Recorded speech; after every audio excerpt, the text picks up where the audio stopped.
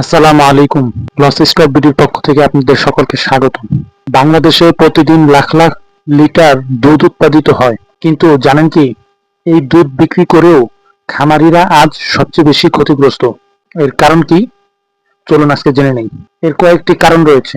সর্বপ্রথম কারণ হচ্ছে দুধ উৎপাদনের খরচ দ্বিগুণ হয়ে গেছে। এক বস্তা ভুসি, 1 কেজি ঘাস, কনসেন্ট্রেট ফিড, সবকিছুর দাম আকাশ ছোঁয়া। কিন্তু দুধের দাম, সেটা খামারি পাচ্ছে আগের মতোই, বরং অনেক সময় আগের থেকেও কম। তার উপর আছে বিদ্যুতের দাম, ভ্যাকসিন, চিকিৎসা, সব খরচ যোগ করলে খামারির হাতে শুধু ক্ষতি আর ক্ষতি থাকে। আমাদের দেশে আবার বিদেশ থেকে সস্তায় গরু দুধ আমদানি হয়, ফলে খাঁটি দেশি দুধ বাজারে প্রতিযোগিতা করতে পারে না। অনেক সময় সংরক্ষণের ব্যবস্থা না থাকায় দুধ নষ্ট হয়ে যায়। এভাবেই খামারিরা দিনে দিনে ঋণের বোঝায় ডুবে যাচ্ছে। ভাবুন তো, খামারি রাত জেগে গরু লালন পালন করছে, নিজের ঘরে কম খাচ্ছে, কিন্তু বাজারে গিয়ে দাম পাচ্ছে না। এই দুধ যদি সঠিক দামে বিক্রি হতো, তবে গ্রামে গ্রামে খামারির মুখে হাসি ফুটতো। আসুন এবার আলোচনা করি এই সমস্যাগুলো কিভাবে সমাধান করা যায়।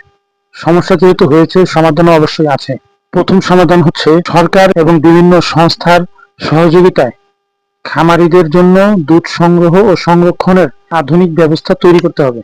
সংরক্ষণের আধুনিক ব্যবস্থা না থাকায় দুধ অনেক সময় নষ্ট হয়ে যায়, যার ফলে খামারিরা ক্ষতির শিকার হন।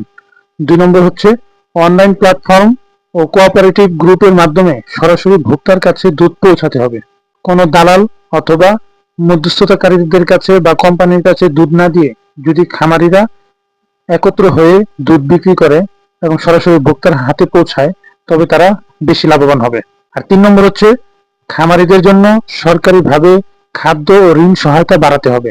এই 3টি পদক্ষেপ যদি নেওয়া যায়, তবে খামারিরা সঠিক দাম পাবে এবং ক্ষতির হাত থেকে রক্ষা পাবে। বাংলাদেশের খামারিরাই গ্রাম থেকে শহর পর্যন্ত আমাদের খাবার যোগান দেয়।